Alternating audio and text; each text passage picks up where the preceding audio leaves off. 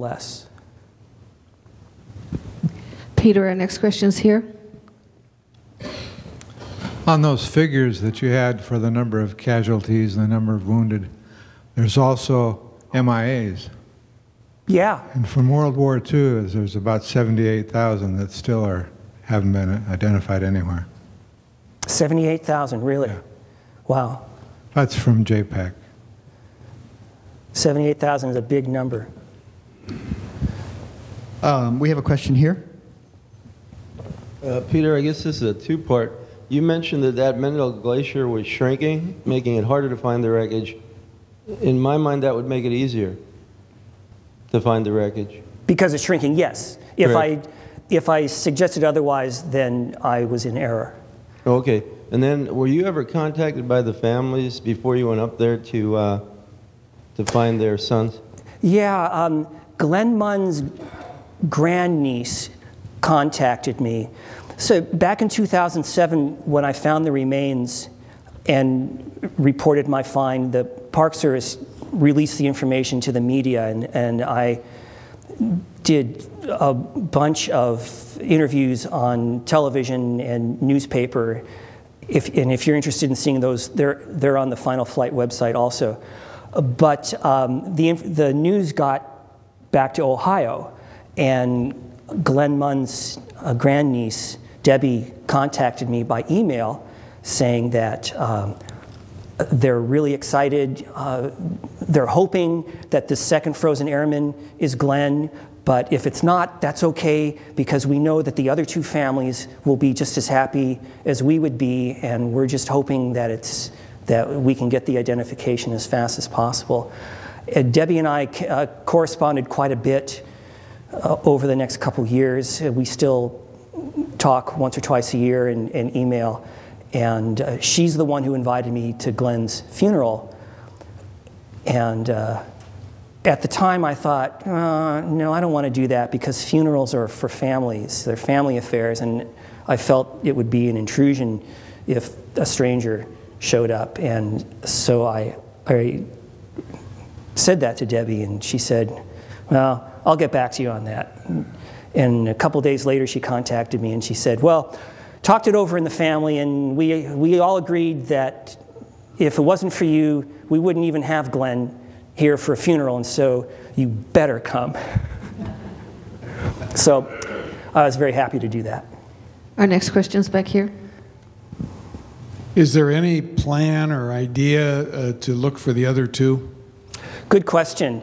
I have an outstanding promise with the families of the other two boys to continue going up to Mendel Glacier as often as I can, for as long as I can, to continue looking for the other boys. I was going to go up there last September, but in July I was backpacking in the Mount Whitney area, and I broke my ankle. And so I was unable to do any hiking in September, which is the time to go up there, because it's the end of summer. The glacier is going to be as small as it's going to be for the year. All the snow would have melted away, exposing the glacier. So I was unable to go up there last year. But I've been talking to the Park Service. You know, one of my biggest fears with the publication of Final Flight is that some people will read the book and they'll be inspired to go up to the glacier to look for wreckage and carry the wreckage out. And in my mind, until the other two boys are found, the glacier is still a military cemetery. And that's certainly the way the National Park Service looks at it.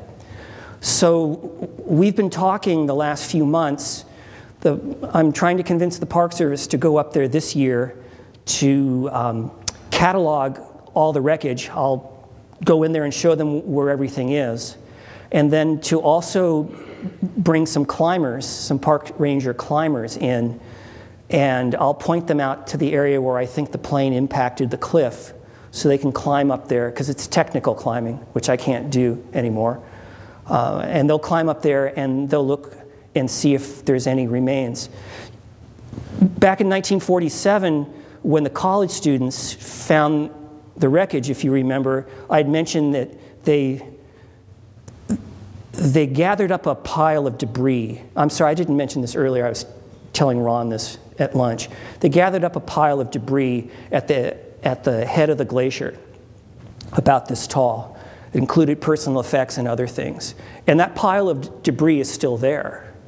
It hasn't ever been found again. So I know where that is, I think. So that's the long answer. The short answer to your question is yes. Any other? Christian. Yeah, thank you, Peter. So that headstone that we saw earlier, that was just a memorial stone. It isn't a grave. But it does imply that there must have been an earlier memorial service for these four men, boys. Good question, and great observation. In 1948, when Captain Sulzbacher returned, I remember I'd mentioned that he had time to develop some photographs and probably make an oral report, because in October, early October of 1948, the Army sent a letter to the families of the four boys saying that we've located your sons. Due to the nature of the crash, we're unable to identify individual remains, and so they will there'll be a group burial of commingled remains October 25th, 1948 at Golden Gate National Cemetery in San Francisco. Glenn Munn's father and his brother-in-law attended that ceremony. I have photographs that they took of a very nice casket with a huge floral array, which was buried in this grave. And in trying to suss out why that was, I was directed towards a couple of excellent books. One is called Soldier Dead by Michael Sledge, and the other one is by Drew Gilpin Faust. Someone remind me of the name of it. This Republic of Suffering. And in those two books, I learned that beginning in the Civil War era, our nation began a commitment to not only identifying but repatriating the remains of all service personnel fallen in battle. And following World War II, because the casualties were so high and the demand among families was so great to repatriate their sons and brothers and husbands, that in some cases it took 4 or 5 or 6 years for this to happen.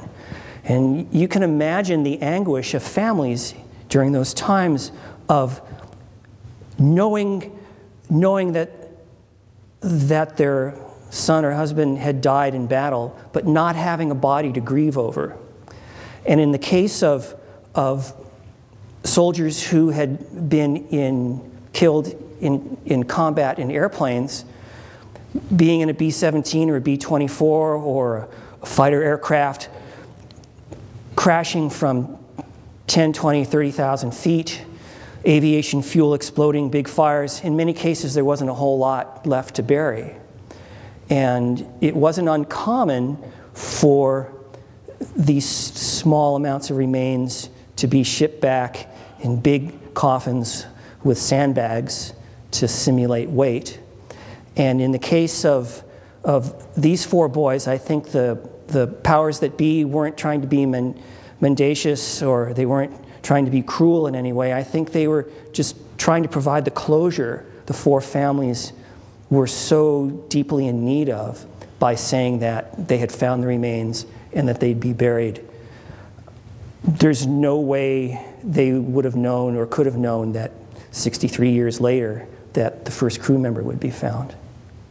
So I think that explains that headstone. And there was a memorial service? And there was a memorial service. Anybody else? Okay, and Peter will be around for a little while out in the lobby to sign books. We have books available in the store.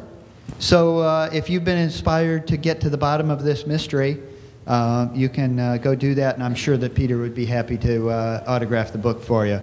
Thank you again, Peter, for a delightful presentation.